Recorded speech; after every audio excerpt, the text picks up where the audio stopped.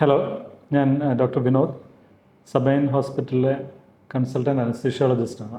Spinal anaesthesia കൊടുത്തു കഴിഞ്ഞ് കഴിഞ്ഞാൽ നടുവേദന ഉണ്ടാകുമോ എന്നുള്ളൊരു ക്വസ്റ്റ്യൻ കോമൺ ആയിട്ട് ഞങ്ങൾ ഫേസ് ചെയ്യുന്നതാണ്. ഇത് ക്വസ്റ്റ്യൻ ന്യായമാണ്, എല്ലാവർക്കും ചോദ്യത്തിൽ തെറ്റില്ല. പക്ഷേ നടുവേദനയ്ക്ക് കാരണമാകുന്ന കാര്യങ്ങളൊന്നും സ്പൈനൽ അനസ്തീഷ്യ ഇല്ല എന്നുള്ളതാണ് വസ്തുത.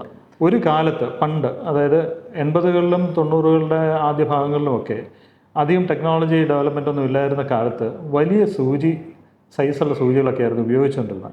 അന്ന് ഒരു പക്ഷേ പേഷ്യൻസിന് ഇതിനെ തുടർന്ന് നടുവേദനയൊക്കെ ഉണ്ടായിരിക്കാൻ സാധ്യതയുണ്ട്. ഇന്നത്തെ കാലത്ത് അങ്ങനെയല്ല. ഒരു 2000 ഒക്കെ ആയി തുടങ്ങിയപ്പോൾ തന്നെ വളരെ നാരോ ആയിട്ടുള്ള, അതായത് ഒരു ഹെയർ ലൈൻ നീഡിൽസാണ് ഉപയോഗിക്കുന്നത് ഇഞ്ചക്ഷന് വേണ്ടിയിട്ട്. തന്നെയുമല്ല, നമ്മൾ ഈ ഇഞ്ചക്ഷൻ എടുക്കുന്നത് എന്ന് പറയുന്നത് നമ്മൾ അസ്ഥിക്കല്ല. സ്പൈനൽ അനസ്തീഷ്യ എന്നൊക്കെ പറയുമ്പോൾ നട്ടെല്ല് തുളച്ച് ഇഞ്ചക്ഷൻ എടുത്തു എന്നൊക്കെയാണ് ഉള്ളൊരു ഇമേജ് ആൾക്കാർക്ക് ഉണ്ടാകുന്നത്. പക്ഷേ നട്ടെല്ലിനെ നമ്മളൊന്നും ചെയ്യണില്ല. സത്യം പറഞ്ഞു കഴിഞ്ഞാൽ നമ്മൾ സൂചി വെക്കുന്നത് നമ്മുടെ നട്ടെല്ലിന് ഇടയ്ക്കുള്ള സോഫ്റ്റായിട്ടുള്ള ഭാഗമുണ്ട്. ആ ഭാഗത്തുകൂടിയാണ് രണ്ട് സ്പൈൻ, നമ്മൾ നടുവിൽ വിരൽ ഓടിക്കുമ്പോൾ തന്നെ നമുക്കറിയാം, രണ്ട് സ്പൈൻ പ്രോസസ്സ് ഹാർഡായിട്ടുള്ള സ്ഥലങ്ങളുണ്ട്. അതിനിടയ്ക്കൊരു സോഫ്റ്റ് ഏരിയ ഉണ്ട്. ആ സോഫ്റ്റ് ഏരിയയിലാണ് നമ്മൾ സൂചി വെക്കുന്നത്. ആ സൂചി വെച്ച് ആ സൂചി വഴി നമ്മൾ സെറിബ്രോസ്പൈനൽ ഫ്ലൂയിഡിലേക്ക് എത്തി.